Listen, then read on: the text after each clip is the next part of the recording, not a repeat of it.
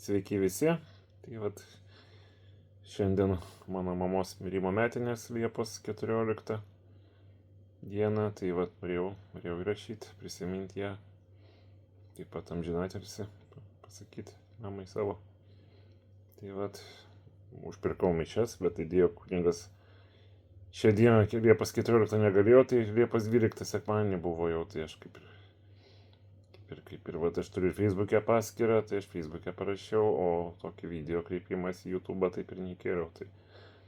Tai va, tai norėjau kaip ir, įkelius ir į YouTube'ą, ir į Facebook'ą tą patį. Tai va, tai kad žinotumėt, kas stebi mane YouTube'ai, tai mamos mirimo metinės, tai Liepos 14, tai va taip, norėjau labai dar padėkoti jūs remet mane, padedat, dėkoju, nuoširdžiai lenkiu galvą.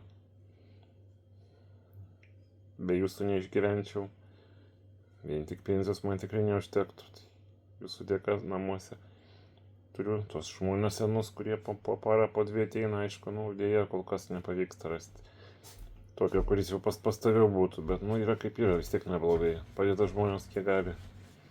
Tai viedas nesu, visą laiką su žmogum, vienas ir negalėčiau būti, jeigu nebūtų žmogaus bent keletą valandų, jau viskas tektų eiti slaugą, tai va taip tempiu. Žmonių dėka, jūsų dėka, su parama ir be abejo gerų žmonių, kurie nori padėti, prižiūrėti mane. Tai va, tai norėjau tiesiog tiek prisiminti mamą savo.